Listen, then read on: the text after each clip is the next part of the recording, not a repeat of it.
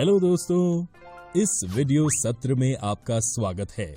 इस सत्र में हम जिस विषय को कवर करने जा रहे हैं वो है कार्बन में आबंधन और उसकी सर्वतोमुखी प्रकृति, bonding in carbon and it's versatility. तो दोस्तों, इससे पहले कि हम अपनी चर्चा को आगे बढ़ाएं, हमें पता होना चाहिए कि कार्बन की परमाणु संख्या 6 है, जिसका अर्थ है कि कार्बन के एक परमाणु में 6 इलेक्ट्रॉन होते हैं। कार्बन के विभिन्न कक्षों में इलेक्ट्रॉनों का वितरण कैसे होगा?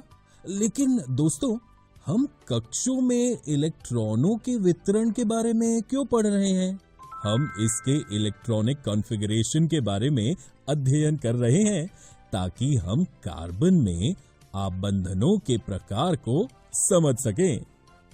कार्बन के सबसे बाहरी कोश में 4 इलेक्ट्रॉन होते हैं तथा उत्कृष्ट गैस विन्यास को प्राप्त करने के लिए इसको 4 इलेक्ट्रॉन प्राप्त करना होता है या उनका ह्रास करना होता है।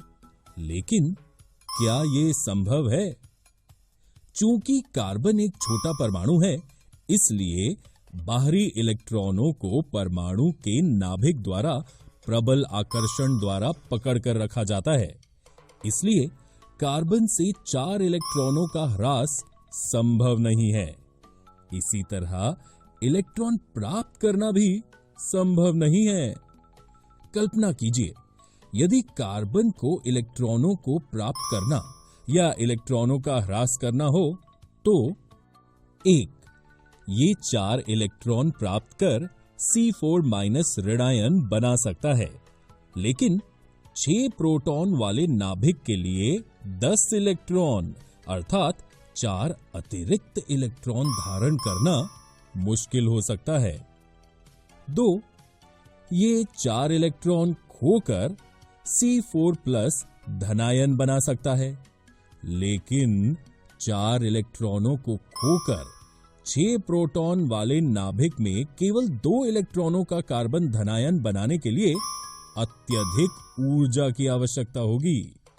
इसलिए कार्बन अपने अन्य परमाणुओं अथवा अन्य तत्वों के परमाणुओं के साथ साझेदारी करके इस समस्या को सुलझा लेता है। कार्बन के सबसे बाहरी कोश में 4 इलेक्ट्रॉन होते हैं तथा उत्कृष्ट गैस विन्यास को प्राप्त करने के लिए इसे 4 इलेक्ट्रॉनों की आवश्यकता होती है, जो वह इलेक्ट्रॉनों को साझा करके प्राप्त करता है। चूंकि एक कार्बन परमाणु को उत्कृष्ट गैस विन्यास को प्राप्त करने के लिए 4 इलेक्ट्रॉनों की आवश्यकता होती है, इसलिए इसकी संयोजकता वैलेंसी 4 होगी, अर्थात कार्बन चतुः संयोजक टेट्रावैलेंट है। कार्बन के अलावा अन्य तत्व भी इसी प्रकार इलेक्ट्रॉन की साझेदारी करके अणुओं का निर्माण करते हैं। जिन इलेक्ट्रॉनों की साझेदारी की जाती है वे दोनों परमाणुओं के बाहरी कोश के ही होते हैं तथा इनके फलस्वरूप दोनों ही परमाणु उत्कृष्ट गैस विन्यास की स्थिति को प्राप्त करते हैं। कार्बन के यौगिकों की चर्चा करने से पहले इलेक्ट्रॉनों की साझेदारी से बने कुछ सामान्य अणुओं को समझते हैं। इस तरह से बने अणुओं में सबसे सामान्य अणु हाइड्रोजन का है। जैसा कि हमने पहले अध्ययन किया है, हाइड्रोजन की परमाणु संख्या 1 है, अतः इसके K कोश में 1 इलेक्ट्रॉन है तथा K कोश को भरने के लिए इसको 1 और इलेक्ट्रॉन की आवश्यकता होती है। इसलिए हाइड्रोजन के 2 परमाणु अपने इलेक्ट्रॉनों की साझेदारी करके हाइड्रोजन का अणु H2 बनाते हैं। परिणाम स्वरूप हाइड्रोजन का प्रत्येक अणु अपने निकटतम उत्कृष्ट गैस हीलियम के इलेक्ट्रॉनिक विन्यास, इलेक्ट्रॉनिक कॉन्फ़िगरेशन को प्राप्त करता है, जिसके K कोश में 2 इलेक्ट्रॉन होते हैं। इस प्रकार 2 परमाणुओं के बीच इलेक्ट्रॉन के एक युग्म की साझेदारी के द्वारा बनने वाले आबंध सहसंयोजी आबंध कोवैलेंट बॉन्ड कहलाते हैं। सहसंयोजी आबंध कोवैलेंट बॉन्ड वाले अणुओं में भीतर तो प्रबल आबंध होता है, लेकिन इनका अंतराअणुक बल इंटरमॉलिक्यूलर बॉन्ड दुर्बल होता है।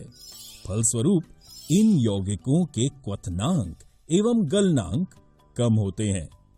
चूंकि परमाणुओं के बीच इलेक्ट्रॉनों की साझेदारी होती है और आवेशित कण बनते हैं, सामान्यतः ऐसे सहसंयोजी यौगिक विद्युत के कुचालक होते हैं।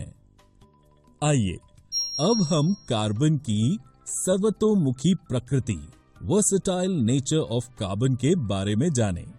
विभिन्न तत्वों एवं यौगिकों में हमने इलेक्ट्रॉनों की साझेदारी द्वारा सहसंयोजी आबंध का निर्माण देखा।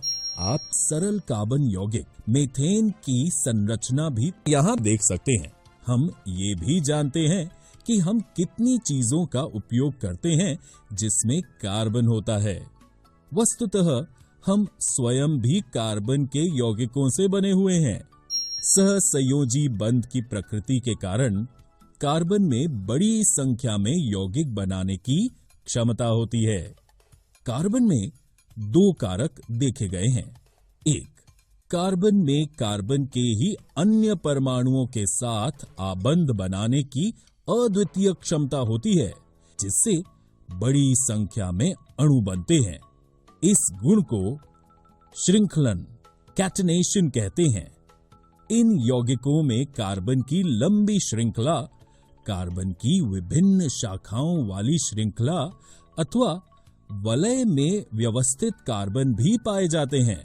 साथ ही कार्बन के परमाणु एक, द्वि अथवा त्रि आबंध से जुड़े हो सकते हैं।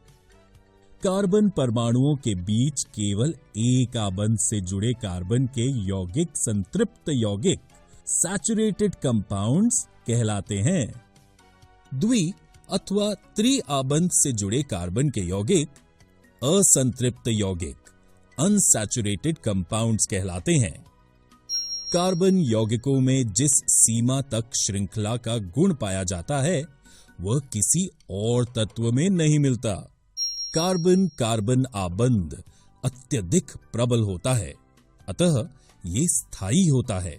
फलस्वरूप अनेक कार्बन परमाणुओं के साथ आपस में जुड़े हुए अनेक यौगिक प्राप्त होते हैं। 2.